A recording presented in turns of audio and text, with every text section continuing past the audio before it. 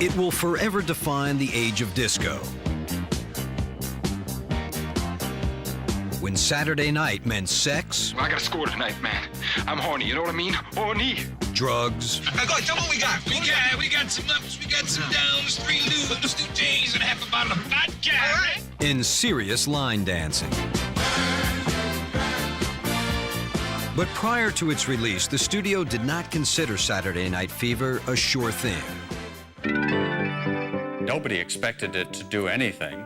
Paramount didn't believe in it. The creative execs thought, well, this is terrible. It's a vulgar little movie. There's all kinds of bad language in here and nudity and rape scenes and God knows what all. To make matters worse, in the fall of '77, there were rumblings of a rebellion against disco. Rumblings the filmmakers were all too aware of as they wrapped production. I put the masters of this album, all 4 sides, in the back of my car, and it was dawn. I was driving down Hollywood Boulevard, and in front of me a truck had a bumper sticker saying "Death to Disco." And in the back of my car I had what was the result of like 9 months' work, and I'm thinking, we're too late. My editor said to me right around the time we finished filming, why are we making a movie about a phenomenon that's dying? I knew you'd piss on it. Go on, just piss on it, right? Presenting the world premiere of Paramount Pictures' Saturday Night Fever, starring John Travolta. When the film debuted on December 7th, 1977, Fever was already surrounded by a frenzy. Paramount arranged for an old-fashioned Hollywood premiere at Mann's Chinese Theater with the biggest stars of the 70s. Tonight, from Hollywood, Peter Frampton, Penny Marshall, John Ritter, Suzanne Summers, John Travolta. There hasn't been a premiere in this town, in this scope, and this excitement in many, many years. Is it uncomfortable? Is it kind of hard to handle because it's bigger than life and everything? It is. And I saw the movie for the first time bigger than life. I mean, bigger than it ever had been. So it was like a fantasy. I mean, this is like a dream tonight. The audiences were awed as well. Saturday Night Fever topped the box office for weeks and went on to make more than $285 million. It was just so sensational from start to finish, you know, the way it hit society. It's like being strapped on a rocket, you know, and all of a sudden, boom. I mean, it was like hot, you know, everybody wanted to wear the white suit and look like us, you know what I mean?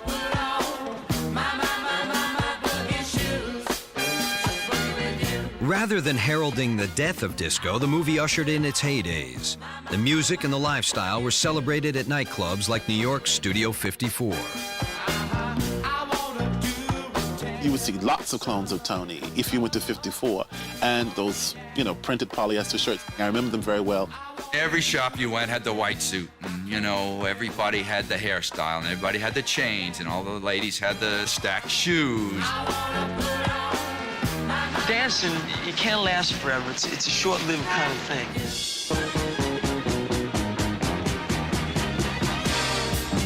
In the summer of 1979, disco's fate was sealed by bonfires of vinyl across the country. They started burning disco records. It was a hostility towards it, towards the end.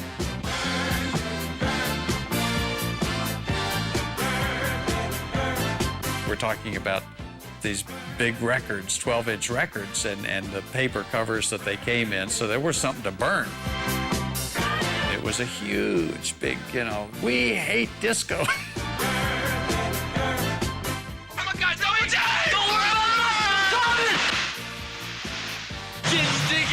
I knew that you could. It's a film that set trends and captured imaginations. Can I wipe off your forehead? Why not? Sure, go ahead. And its influence is still being felt today. It was pop culture then, and it's pop culture now, because pop culture hasn't changed that much in these years. I love to watch you dance. I just love it, watching you dance. 2 decades after its release, Saturday Night Fever is as relevant as ever, and much of the credit goes to John Travolta and the unforgettable character he created. Tony, it's only dancing, Jesus. Only dancing?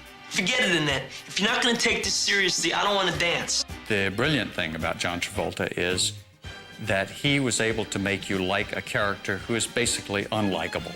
Why do you hate me so much? All I ever did to you was like you. You mean brave, huh? Tony Manero became an icon, a working-class hero that legions of young men worshipped.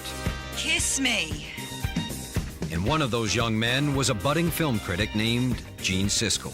Gene went to see that movie, and it struck a chord deep inside of him, and he went back to see it over and over and over again. I'm sure that he saw it more than 20 times. He never got over Saturday Night Fever, Gene Siskel.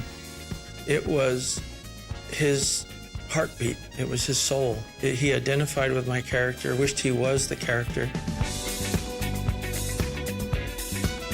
I think, in a way, Saturday Night Fever was the teenage experience he never had. He would have liked to have had the clothes and been at the disco, and I think that Tony Manero just represented an alter ego for him. Until his death in 1999, Saturday Night Fever remained Gene Siskel's favorite film. In fact, he was so captivated by it, he bought John Travolta's white suit at a charity auction. He was very proud of it because it represented something tangible to him, not just a souvenir from a movie, but almost like Rosebud, the sled in Citizen Kane. It was almost like the key to something that he missed in his childhood or in his adolescence and always wanted to recapture.